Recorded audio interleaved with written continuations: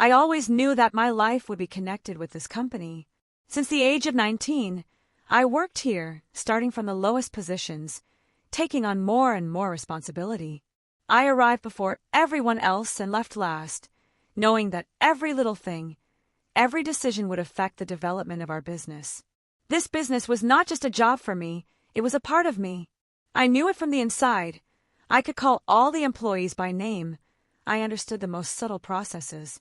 My father, the owner of the company, often told me, "You were born for this, Emily." I believed in him. I believed that when he retired, I would continue his business.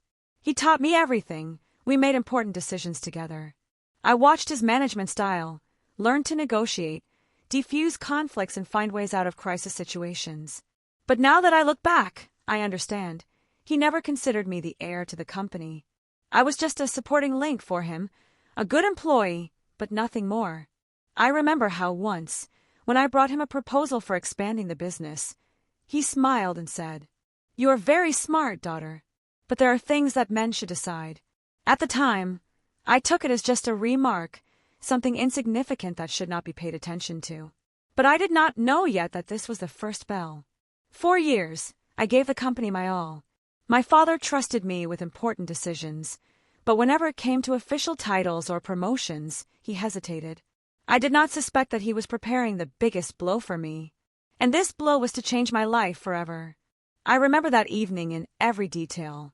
It was a family dinner to which my father had invited all his closest relatives. A large table, exquisite dishes, expensive wines. Everything looked festive, almost solemn.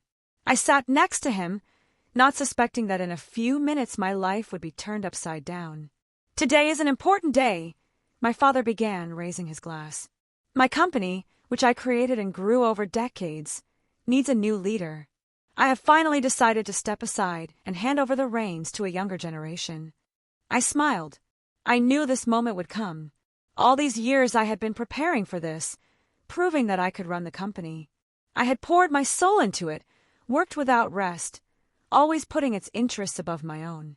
I could already imagine how he would say my name, how he would raise his glass and tell me, "Now it's yours, Emily." But what he said next knocked the ground out of my feet. "I've made the decision to hand over the company to my son-in-law, Adam." I felt the room freeze for a moment. Adam. I slowly looked over at my sister's husband. He was as shocked as I was, but when he realized what was happening, a smug smile spread across his face. I couldn't believe my ears. I gave my everything, my life, to this company, but my father is handing it over to Adam, a man who's never worked here a day, a man who has no experience, no knowledge, no idea how things work. "Dad," I could barely recognize my own voice. "What did you say?" My father looked at me as if he didn't understand what was so shocking about me. "You're great at what you do, daughter," he said. "But the company needs a strong leader. A man who can run the business the way it should be run. A man." It was like a stab in the back. I gave everything I had to this company, worked twice as hard as anyone else, sacrificed my personal life, and all for what? To be told I wasn't good enough because I wasn't a man. I felt my hands clench into fists under the table. I looked at Adam. He was still stunned, but he had no intention of turning down such a gift. My sister, his wife, was smiling proudly at him. I glanced at my mother, hoping to see at least a hint of support in her eyes. But she just lowered her head, avoiding my gaze. I was alone. Did my father really think I didn't deserve this? Or did he just not realize that a woman could run a business as well as a man? I wanted to say something. I wanted to throw all my anger, all my resentment in their faces. But I knew that if I did it now, I would only humiliate myself. So I forced myself to smile. I raised my glass, like everyone else. "This is a surprise," I said calmly. "But if it's your decision, Dad, then I accept it." I could see the relief in his eyes. He thought I had resigned myself. But they didn't know that I had already started to make my plan. I wasn't going to sit back and watch them take my future away from me. They had made the biggest mistake of their lives, and I was going to prove it to them. I watched as the guests raised their glasses and smiled, welcoming my son-in-law, Adam. He looked a little bewildered, but also pleased. like he hadn't expected such a gift from fate himself, but he certainly wasn't going to turn it down. And me? I sat at that table, paralyzed, feeling my insides boil. How could they do this? How could my father hand over the company to someone who hadn't even worked here a day? How could my sister be happy about this, knowing that I had invested years of my life in this business? I felt the blood throbbing in my temples, but I forced myself to keep my expression impassive. So, I said, forcing myself to speak calmly, "You've decided to hand the company over to Adam." My father nodded as if it were an obvious decision. "Yes, he'll be a great leader." I glanced over at Adam, who was nervously examining the napkin on the table, as if trying not to meet my eyes. "I wonder." I leaned closer, keeping my tone calm, almost interested. "And what did he do for the company?" Silence. Adam cleared his throat. "Well, I learned a lot from your father." "Really?" I raised my eyebrows. "What did you learn, exactly?" I saw him nervously clench his fingers. My father winced. "Don't be petty, Emily." I laughed. "Petty." I leaned back, folding my arms. "I ran this company for 10 years, expanding it, working nights, bailing it out during crises. But when it was time to hand over the reins, you just decided to hand everything over to your son-in-law. To someone who has never even opened a financial statement?" "Emily, please," my mother interjected, placing a gentle hand on my shoulder. "We are all family." I slowly looked away from her. "Family." She nodded. This decision was made for the good of the whole family. I clenched my jaw. Family. The word sounded so bitter that it was hard for me to breathe. My family had just taken everything I had worked my whole life to build. "I understand," I finally said. I was just curious to hear an explanation. I stood up from my seat. "Where are you going?" my father asked. "I have a lot to do," I said in a flat voice. "And I don't think I have any more time to waste here." I could feel everyone staring at me, but I didn't give them the pleasure of seeing tears or weakness. I didn't cry. I didn't throw a tantrum. But somewhere inside, something broke. I was no longer part of this family. I was no longer part of this business. But that didn't mean I was just going to accept it. I was going to make them regret their decision. I didn't know how long I had been driving home that night. The road was a blur, like I was on autopilot. I needed to stop, catch my breath, give myself time to process what had just happened. The company I had invested my life in was now in the hands of someone who knew nothing about business. My father hadn't even thought to consult me. Adam had gotten everything simply because he was a man. The thought kept coming to mind. But instead of letting myself explode with anger again, I just sat on the couch, staring at the dark wall. I could have left. I could have left all of this behind. But why did I have to leave? Why did I have to let them erase me so easily? They thought I would just accept their decision, resign myself, and retreat into the shadows. No. If they thought I would give up so easily, they didn't know me very well. I decided to stay. Stay and wait. Don't make impulsive decisions. Don't show my emotions. But be there and watch. Adam had no idea how to run a company. That meant he would make mistakes. Big, expensive mistakes.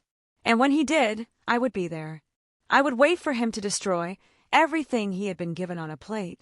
And then, when everything started to fall apart, I would strike. I forced myself to exhale, to relax my tense shoulders. I couldn't allow myself to be emotional anymore. Now I had to be cool, rational. I had to play the long game. I had to make them believe that I had resigned myself, that I wasn't planning anything, that I was just doing my job like before. I got up, went to the mirror, and looked at my reflection. My eyes were still burning with anger, but this was a different kind of anger. It wasn't despair, it wasn't pain. It was strength. They had no idea they had made their biggest mistake. I decided to stay, and that meant they had already lost. The next day, I arrived at the office earlier than usual. I wanted to make sure everything was going as usual, that the workflow hadn't fallen apart yet. My colleagues greeted me, some of them looking confused, some of them worried. Everyone already knew. They knew that the company had been handed over to Adam. But no one dared to say it. I could see them carefully gauging my reaction, waiting for my actions. I pretended that nothing had changed. I couldn't afford to let my true thoughts show. I sat in my office, turned on my computer, and started working as if nothing had happened. But then I saw him. Adam appeared in the main hall, his voice confident, even a little too loud. He acted as if he already owned the place. I saw him approach the employees, tell them about the new stage of the company, smile, try to appear as a leader. But I also saw that most people did not believe him. His words sounded nice, but they were empty. He did not understand anything about how the company worked. He did not know its processes. He did not know our customers. But he acted as if he had all the answers. I waited, and it did not take long for him to make his first mistake.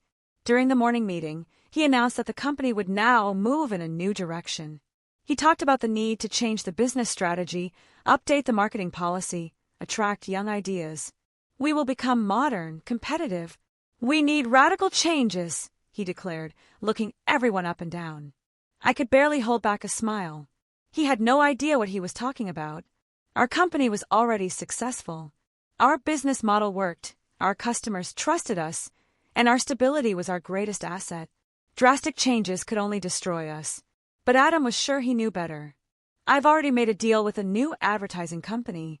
We're going to change our style, rebrand to attract a new audience, he continued, not understanding what he was saying about things that could cost the company millions.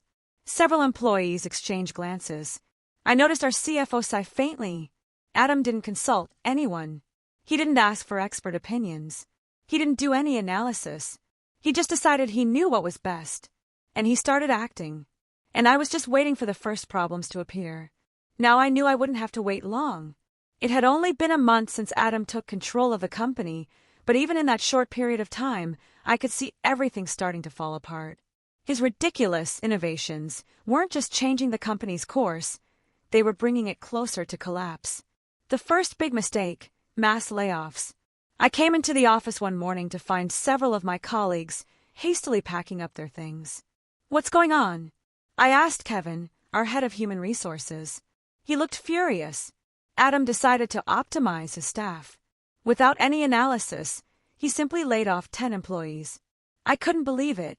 The people he laid off were some of the best people in the company. They had worked here for years, growing the business with me and my father.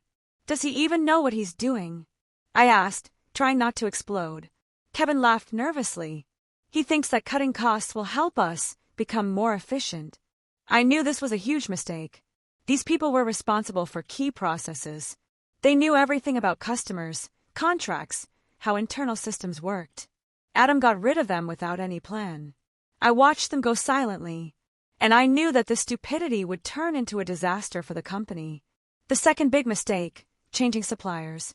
Another of his brilliant ideas was to terminate contracts with our trusted suppliers. He thought he would find cheaper ones. We spend too much money on materials, he shouted at the meeting.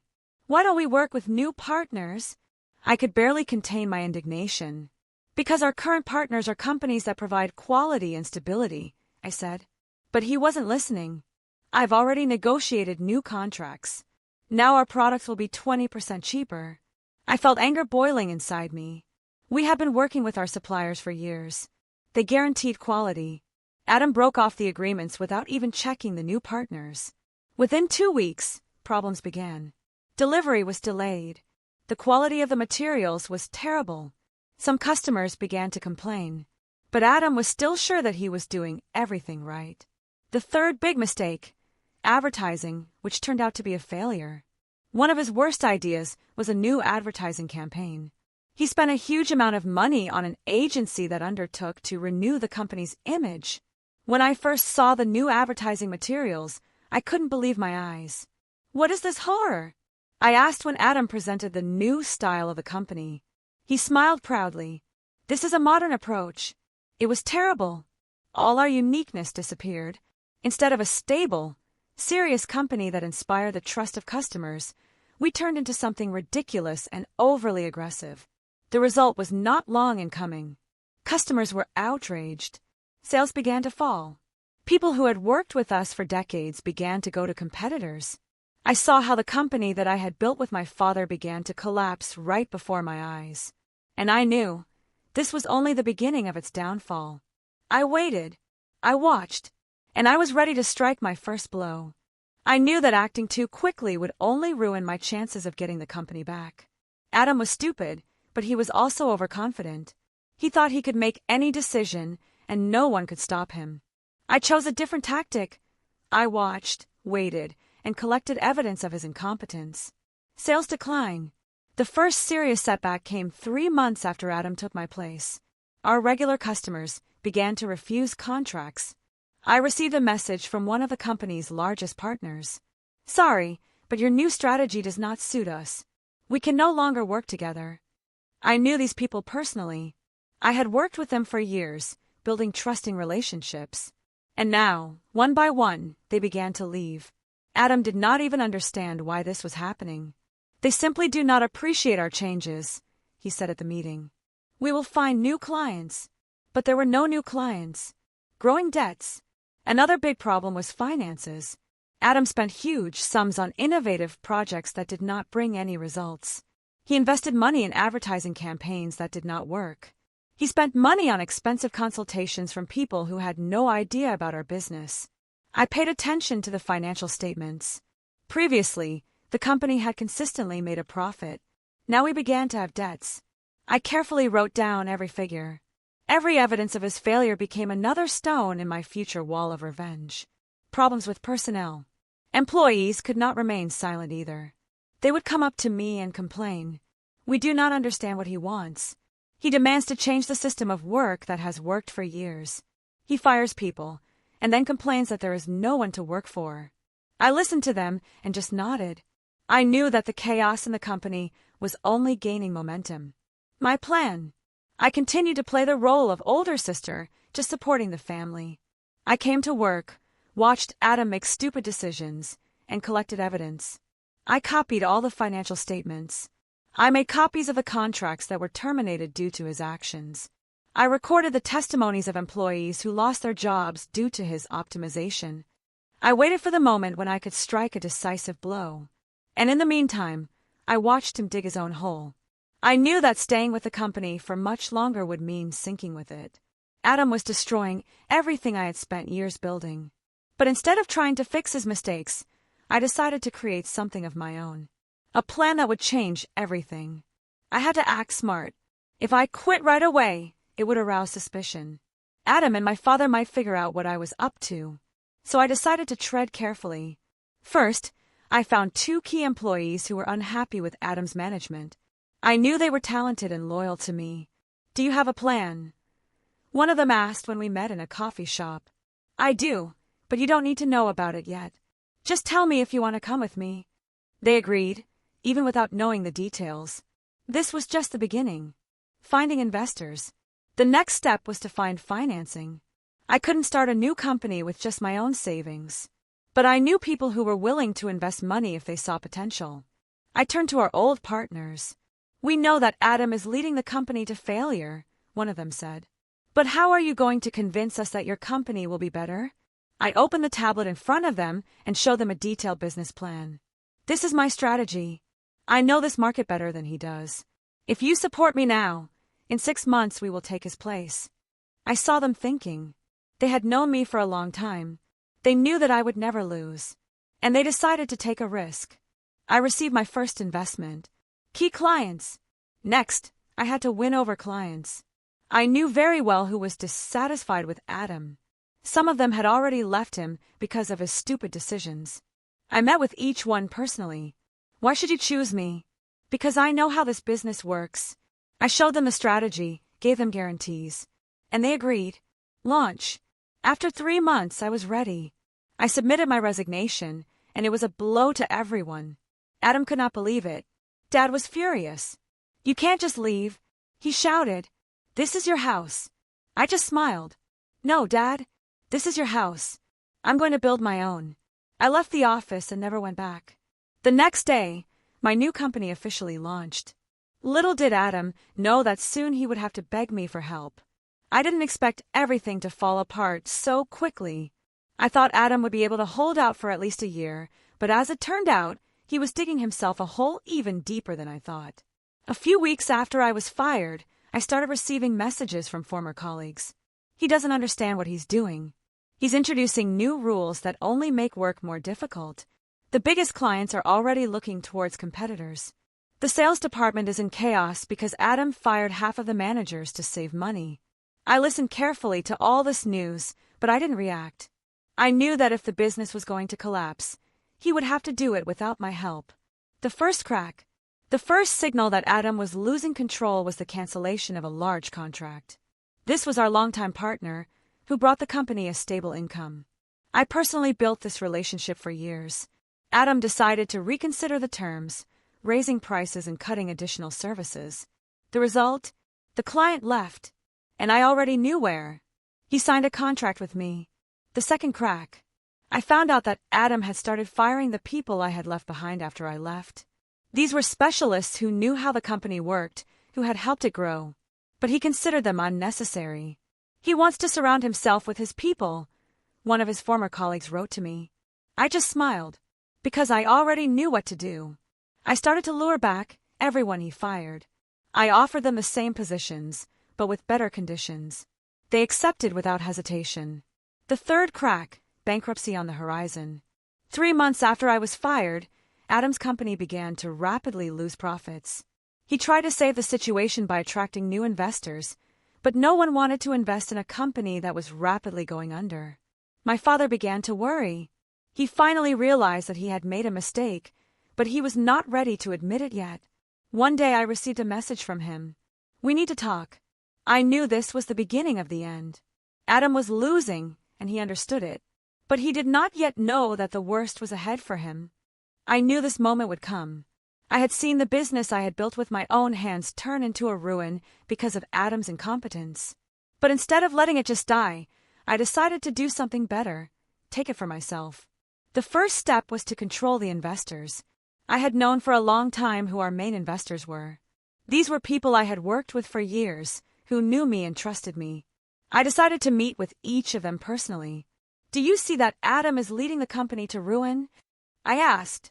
"Of course," they sighed. "But we don't know what to do." "I know," I replied. I offered them an alternative.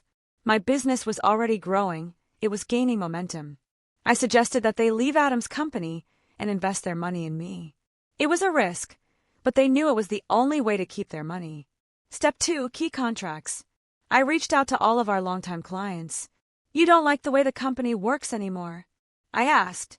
"It's changed. The service has become terrible, and the prices are unreasonably high," they replied. "I have a solution for you." I offered them a better deal. Anyone who had worked with me at least once knew that I always keep my word. They signed new contracts without hesitation. Step 3, a backstab. Adam had no idea that all of his most valuable assets no longer belonged to him. When he finally realized what had happened, it was too late. I had control of the key partners. I had lured away all of the best specialists. I bought out the space the company was renting for its headquarters. And when Adam came to work one morning, he was told that the office was no longer his. His reaction was priceless. "What have you done?" he shouted into the phone. "I just took what was mine," I replied coldly. "You're ruining the company." "No, Adam. You ruined it." He realized he had lost. But the worst was yet to come for him. I will never forget that day. The day Adam first realized that everything he had gained without any effort was now evaporating before his eyes. The first blow, he was no longer the owner of the company. It happened quietly, without any unnecessary noise. When Adam arrived at the office, a security guard who had worked there for many years blocked his way. "Excuse me, Mr. Adam, but you no longer have access to this building." "What?" He could not believe it.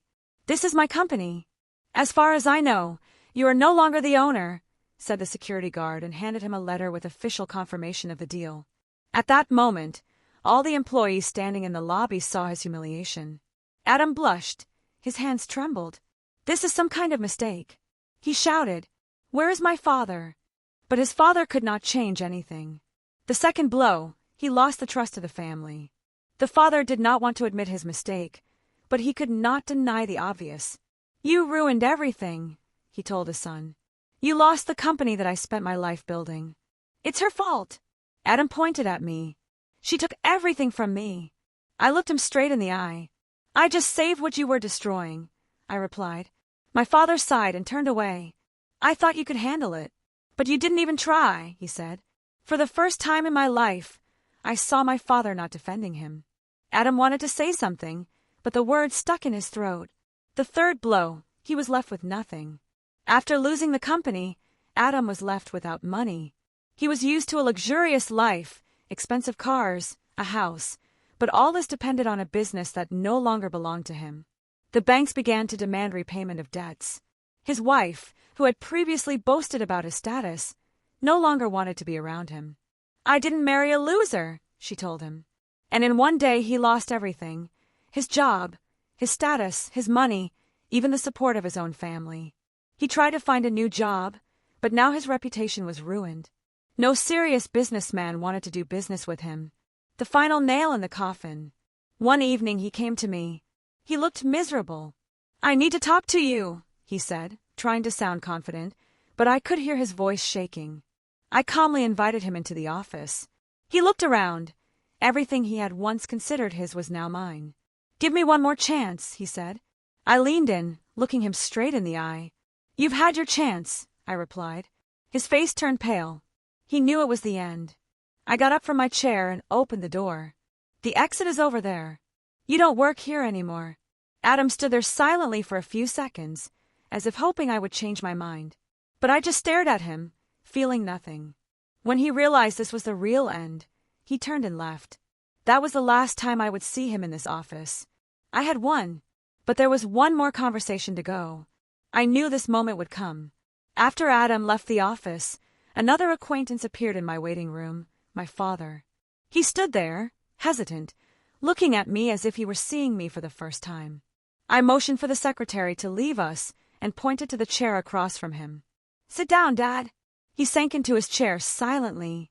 His face was tired, his eyes dim. He was not the confident man I had known all my life. "I made a mistake," he finally said. I didn't answer, waiting for him to say more. I thought I was making the right choice, that the family business should remain in the hands of the man, that Adam would handle it. His voice broke, and he sighed and rubbed his face. "I was wrong." I raised my eyebrows. "Were you wrong?" He nodded. "I didn't see the obvious. You were always smarter, stronger, harder working than him. But I was blinded by tradition, by the idea that the man should be in charge." I folded my arms over my chest. "And only now do you understand? When is all lost?" He looked at me with guilty eyes. "Yes." I took a deep breath, trying to control the storm of emotions rising inside me. "You made me work twice as hard to prove my worth," I said. "And even when I did, you still chose him." He shook his head guiltily. "I regret it." I leaned forward, looking him straight in the eye. "But the thing is, your regret doesn't change anything." He was silent. I continued. "You made me realize that I wasn't your priority, that my efforts, my dedication, were worthless in your eyes." He sighed heavily. "I wish I could turn back time." I smiled bitterly. "But you can't." There was silence. "What now?" he finally asked. I looked at him and answered in a calm, cold voice. "This is my company now, and I will no longer let you make decisions for me." He nodded, as if finally realizing that everything between us had changed forever. "That's fair," he said and stood up. I didn't stop him. He walked to the door, but before leaving, he paused for a second. "I'm proud of you," he said quietly, "even if I realized it too late." I didn't answer. I just watched him go. For the first time in my life, I felt completely free. Now all that was left was to deal with the last person in this story, my sister. My sister, Kate, had always been Adam's staunch support. Not only did she support him in everything he did, but she also convinced my father that it was the right decision to hand over the company to him. Despite my years of work, her words always carried more weight, and it hurt. After I announced my decision to step down and my father agreed, she didn't talk to me for weeks. She seemed to have withdrawn, believing that I had taken away her last chance to preserve what was left of their little world. Today she finally called. Her voice was cold, but I could tell she was preparing for an important conversation. "You already got everything you wanted," she said as soon as I picked up the phone. Her words sounded like accusations. I could feel her anger in every word. "You ruined everything," Kate continued. "You took everything that was mine. Now the company. What more do you need?" I took a deep breath, trying to compose myself. The situation was indeed difficult, but I couldn't let her impose her guilt on me.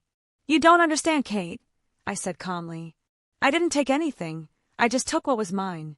You and Adam decided that my years of work were worthless, but now everything has changed, and I won't apologize for restoring justice." "Restoring justice?" she laughed bitterly. "You call this justice? You deprived Adam of the opportunity to become someone great, and now you want to build everything on his ruins." I felt my heart tighten at her words, but I couldn't let myself fall into her game. This was my victory, and I had no intention of giving it up. I didn't take away his opportunities. I just showed him that you can't live in someone else's shadow, hoping that everything will be solved for you. And you two just started on a path that ended in failure. The silence on the other end of the line was deafening. "Yes, you can blame me, but that doesn't change the fact that I'm now the head of the company, and no one will manipulate my life anymore," I added, trying to contain my irritation. Kate didn't answer. It seemed that she swallowed her words. And then, after a few seconds of silence, she said quietly, "You shouldn't have done this, but I understand. You were always stronger than us, and I have to learn to live with it." "Yes, learn," I said. "I'm not going back to the past again. I'm letting it go." Her voice became weak as she replied, I hope that at least you're happy," and hung up the phone. I remained silent, listening to the sounds around me. It felt like I had finally gotten rid of this burden that had been holding me back. I didn't blame my sister completely. She was as much a victim in this situation as I was, but her manipulation and complicity with Adam couldn't leave me indifferent. As I left that dialogue, I felt a heavy burden lifted from my shoulders. It was a moment when I could let go of everything and move forward. After everything I had been through, I was finally able to start a new life, free from everything that had once weighed on me. I wasn't just moving forward, I was walking confidently, knowing that behind my success was a lot of effort, sacrifice, and struggle. All these years I had strived to be an equal among equals, and now I stood at the head of a company that had not only survived, but also emerged from moments of crisis stronger. At that moment, I knew for sure that I had done everything right. I had built my empire without the help of those who devalued me. This was my own success, and I would not let anyone ignore my achievements anymore. All these years I had been ready to conquer the world, and now I saw how bravely we were moving forward. We had not only restored the company, but also expanded it, making important investments and strategic steps for development. I never thought I would be in this position, much less a true leader. But here I am. I remember one day I received a letter from Kate, my sister. She finally realized that she had become part of something significant. She apologized, repented of her behavior, asked for forgiveness for leaving me without support. But I no longer had the desire to go back to what I was before. I had become a strong woman, able to fulfill myself without constantly living in the shadow of others. I smiled when I read her letter. But that smile was not for her, but for myself, for who I had become. I replied briefly, "You were right about not supporting me, but now I have everything I wanted. I will not go back." My business now had a powerful momentum, and I knew that I could not only stand still, but also reach new heights. My team supported me, and I no longer felt like a victim or someone who had to constantly prove my worth. Looking back, I realized one simple truth. If opportunities are not given to you, make them yourself. I didn't wait for my family. I didn't ask for help. I just took what was rightfully mine. When I looked at everything I had managed to create, I realized that I would no longer allow anyone to leave me behind. I had become a leader who had the right to make decisions, and I would move forward without looking back. This moment was not only a victory for me, but also a personal triumph. I felt proud. I felt powerful. I felt that my life now belonged only to me. And for the first time in a long time, I felt true happiness. I was in my place, and no matter who tried to humiliate or devalue me, I won.